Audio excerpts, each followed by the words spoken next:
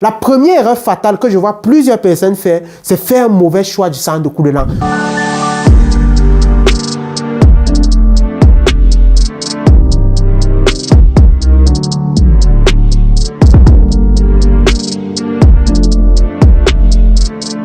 Ok, maintenant donc que nous sommes dans la deuxième partie de cette vidéo, quelles sont donc les différentes étapes dont tu vas traverser pour pouvoir obtenir ton visa pour la formation en Allemagne, formation en soins infirmiers. Pourquoi même d'abord cette formation? C'est parce qu'elle est simplement l'une des formations les plus recherchées en Allemagne où il y a le plus de manque.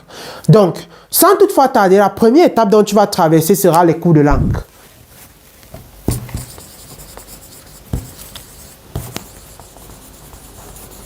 C'est ça la première étape. Ce sont les cours de langue. C'est la toute première chose dont tu dois faire.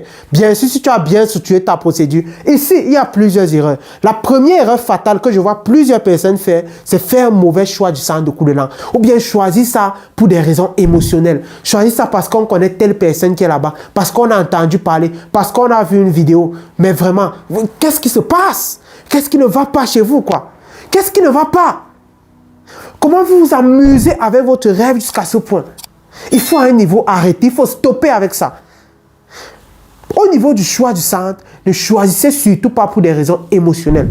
Choisissez après avoir fait une étude précise. C'est ce que je fais dans mon programme lorsque tu viens d'intégrer. Je me rassure d'abord que le centre où tu es, c'est un très bon centre. Et tous ceux avec lesquels je travaille savent qu'avec moi, on ne s'amuse pas. Ce n'est pas parce que tu as une copine là. Non! Si tu me rends compte que c'est tu sors, tu pars chez les centres où moi je connais qu'ils ont déjà fait leurs preuves. Parce qu'on en a marre. Il y a beaucoup de centres d'un pays qu'on appelle le Cameroun, mais il faut aussi avouer qu'il y a beaucoup de faux centres. Donc la première étape dont tu auras travaillé sont les cours de langue. Là-bas, il faut savoir choisir le centre de cours de langue, bien choisir son centre de cours de langue, et il faut savoir les process, les codes à appliquer pour rapidement évoluer pendant les cours de langue. Parce que faire les cours de langue, c'est une chose, et rapidement évoluer, c'est autre chose. Et la langue allemande, qui est principalement une langue mathématique, je dirais comme ça, a ses codes pour rapidement évoluer pendant les cours de langue. Il ne faut pas être, comment je vais dire, il ne faut pas, je vais dire, ceux qui évoluent rapidement ont compris simplement les codes que ceux qui n'évoluent pas n'ont pas compris. Ce n'est pas qu'ils sont moins intelligents ou bien quoi que ce soit. Donc la première étape, ce sont les cours de langue. La deuxième étape que tu dois faire le plus tôt possible, vraiment ici, s'il te plaît, fais l'effort de savoir choisir le centre. J'en parle de ça vraiment clairement dans mon programme. J'ai une liste de centres qu'on a fait les études. Bref, c'est une étape importante. Tu choisis mal ton centre, tu es mort, mon gars. Et ici, il faut avoir les outils. Un process clair qui te rassure que plus tu avances, plus tu as des, comment je vais dire ça, plus tu as des signaux qui te rassurent que tu vas facilement obtenir ton B1, ainsi de suite en fait. Les cours de langue, c'est chaque jour. C'est chaque jour. La deuxième étape que tu auras à traverser dans ton process, c'est faire ce qu'on appelle l'équivalence des diplômes.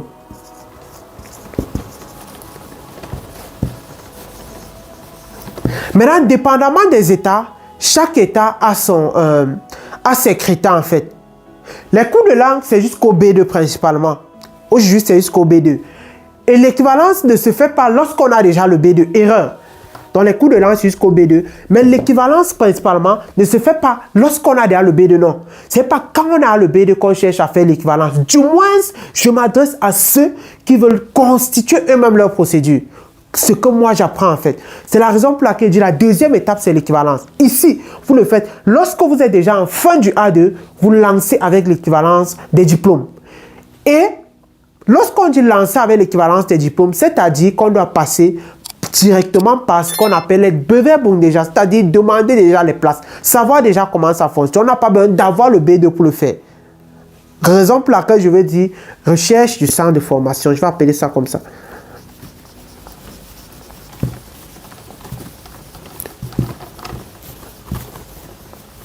De formation en fait. Parce que en recherchant, bien sûr tu recherches dans la deuxième étape, on va dire, c'est aussi inclus ici. Parce que tu recherches dans la deuxième étape pour qu'ils puissent te demander de faire l'équivalence. Et là, tu fais l'équivalence en attendant remplir tous les critères. Je sais pas si tu vois. Parce que comme l'ensemble des documents qu'on te demande pour l'équivalence, il y a puisque tu n'es pas en Allemagne, preuve qu'un centre de formation dans tel état veut t'octroyer une place de formation.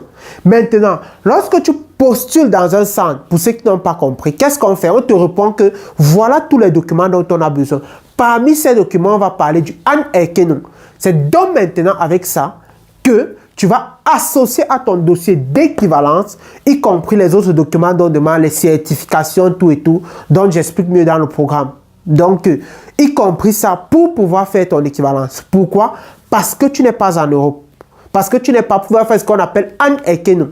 Parce que tu n'es pas en Allemagne, je vais dire comme ça. Si tu es en Allemagne, tu n'as pas besoin d'avoir une preuve qu'un centre veut t'octroyer la place. Mais si tu n'es pas en Allemagne, tu as besoin d'avoir cette preuve-là pour pouvoir joindre à ton dossier d'équivalence, constitué principalement de ton relevé de notes du baccalauréat certifié, diplôme du baccalauréat certifié, passeport certifié, cette preuve-ci-là, pour pouvoir faire l'équivalence en fait. Maintenant, ça va dépendre des États. Comme je dis, chaque État a ses exigences en fait. D'autres peuvent même accepter le scan, d'autres peuvent... Bref, tout ça est détaillé dans le programme d'accompagnement qui coûte 300 €. Il faut que je précise ça. Qui n'est pas gratuit. Donc, vous contactez le numéro qui est là. Tout service, vrai service est payant. Moi, je ne me cache pas. Même dans la Bible, c'est écrit en gros caractère, non? L'ouvrier mérite un salaire. Ou bien je me trompe. Voilà. Donc, pour ceux qui ont du mal à compte de mal l'argent, allez ailleurs. Allez voir ceux qui vont vous dire ce qui va vous plaire. Moi, je ne vous dis pas ce qui va vous plaire. Je vous dis ce qui va vous faire du bien, pas ce qui va vous plaire. Voilà. Maintenant, lorsqu'on a recherché le centre de formation, il y a une quatrième étape qui est l'interview avec le centre de formation. Vous pouvez avoir parfois la chance avec l'employeur, je vais appeler ça comme ça. Vous pouvez avoir parfois la grâce d'être face à un employeur qui n'a pas besoin en fait, qui ne fait pas d'interview avec vous. Mais c'est aussi une étape importante. Pendant cette étape, qu'est-ce que moi vous recommande de faire? L'une des étapes de base que je donne pour pouvoir réussir toutes son interview, c'est que mets-toi à la place de l'employeur. Qu'est-ce que tu attends de la personne? Mettez-vous d'abord à ça. J'attends de la personne qu'il soit motivée. J'attends de la personne qu'il... comment je vais dire? Bref, la base ici, c'est la motivation. Hormis même toutes les règles, les lois qu'on va donner, il faut montrer à ton employeur que tu es motivé, que tu veux vraiment la chose. C'est la raison pour laquelle il faut déjà avoir fait des stages, et ainsi de suite. Ça montre aussi que tu es motivé. Donc, en bref, quand on doit te voir, tu dois transpirer la motivation du domaine dont tu veux faire. Vraiment, tu dois transpirer cela en fait. Et il y a bien sûr les codes, les questions qui reviennent le plus souvent. Bref, comment... Bref, tout ça, c'est un ensemble de codes dont vous pouvez vous imaginer. Si je mets dans cette vidéo, ça va être encore très long. Donc, dès que tu as fait l'interview, normalement, dès que tu as franchi toutes ces étapes, tu es censé déjà avoir le B2. Parce que lorsque tu as fait l'équivalence, après un certain nombre de mois, 12 mois environ, tu dois avoir ton B2 dans le but, après cette interview, d'avoir ton contrat de formation. Parce qu'enfin, l'interview, c'est-à-dire que tu as rempli les conditions du B2, tu as donné tout ce dont ils avaient besoin. Et maintenant, tu as ton contrat. Le stage vient, mais c'est entre parenthèses. Ne devez pas mettre ça ici. Certains recommandent le stage, même moi recommande le stage, mais ce n'est pas trop capital. Mais c'est bien, c'est important, si vous pouvez le faire en fait. Raison pour laquelle je vais passer directement à l'interview à l'ambassade. Non, il y a d'abord Forab to Stimon. Forab to Stimon. Je ne prépare pas les vidéos, hein. Tout ça c'est ici. Forab to Stimon.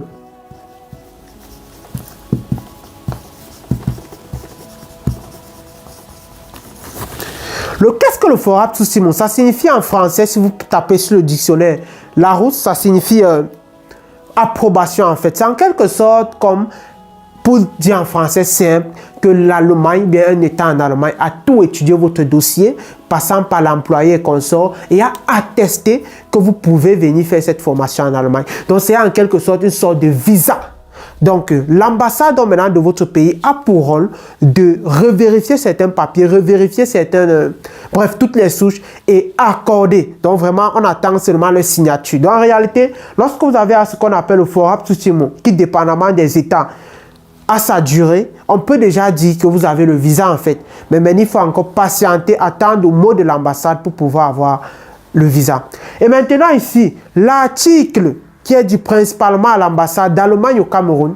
Et je précise que ce n'est pas tous les pays qui ont besoin du Forab to Stimon. Le Forab to Stimon, c'est uniquement pour le Cameroun en fait. D'autres pays, vous pouvez aussi l'avoir aussi comme ça, mais ce n'est pas obligatoire. C'est obligatoire au Cameroun. Pourquoi? À cause du rendez-vous à l'ambassade. Si vous n'avez pas ce document le plus tôt possible, vous n'aurez pas rapidement le rendez-vous. Et là, ça peut être compliqué pour vous en fait. On a mis plus d'1 an lorsqu'on n'a pas ce document. Donc, c'est vraiment important. Et ici, faites attention à l'article du Forum Tout Simon. J'en parle de ça. Il faut, pour le Bundesagentur für die Arbeit et pour le Ausländerbehörde, qui est un organisme ici en Allemagne en fait. Tout ça, ce sont les mots en allemand qui disent Bundesagentur für die Arbeit en français. Qu'est-ce qu'il veut dire? Organisme qui s'occupe des travailleurs. Peut-être c'est ça. Et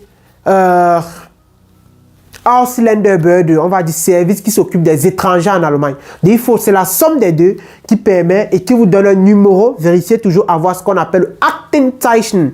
C'est avec ce numéro-là que vous allez remplir le formulaire de l'ambassade. Donc, ne faites vraiment pas cette erreur d'avoir seulement le Forum Tout Simon qui vient du Bundesagentur für die Arbeit. Ça ne va pas passer ou bien vous aurez les problèmes lorsque vous allez remplir. Et la dernière étape, donc maintenant, c'est l'interview. La 6e étape, c'est l'interview à l'ambassade. Interview à l'ambassade.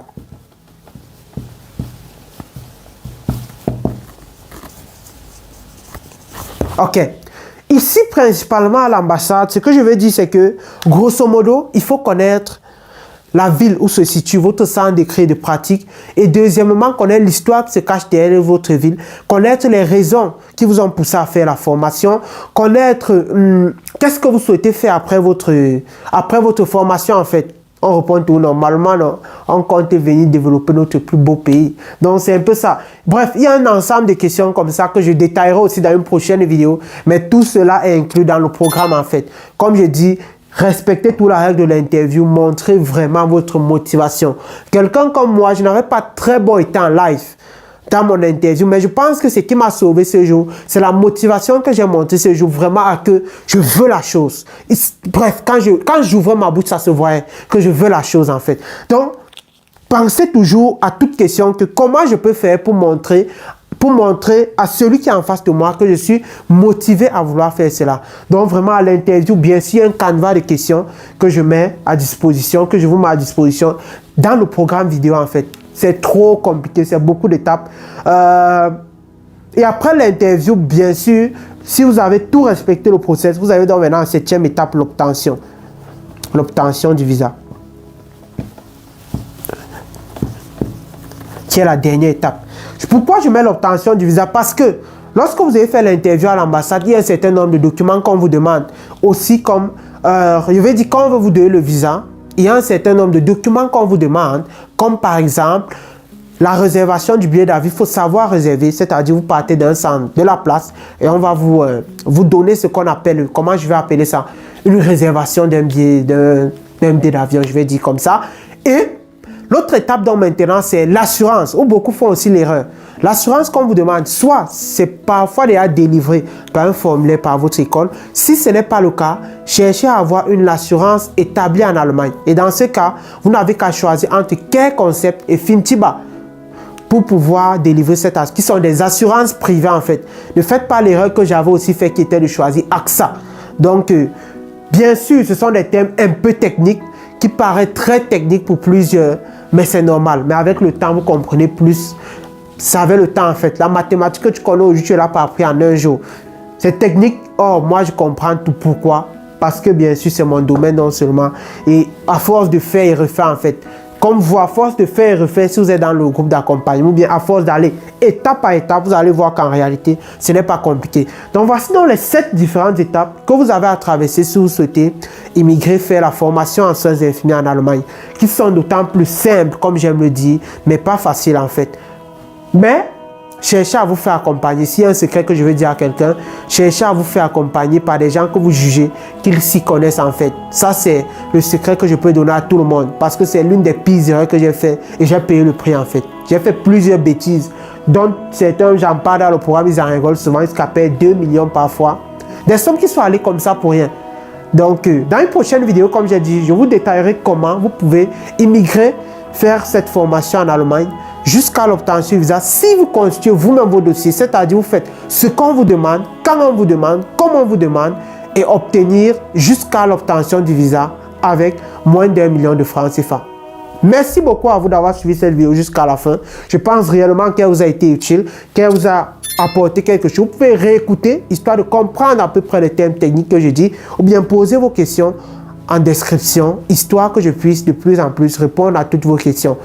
N'oubliez pas, il y a un programme, ensemble de vidéos explicatives où j'explique toutes ces étapes en détail, avec l'accompagnement dans le groupe, où moi et tous ceux qui m'accompagnent, à qui j'ai dit merci ici, on vous aide à implémenter toutes ces étapes. C'est simple, mais ce n'est pas facile. Et ça ne se fait pas en un jour.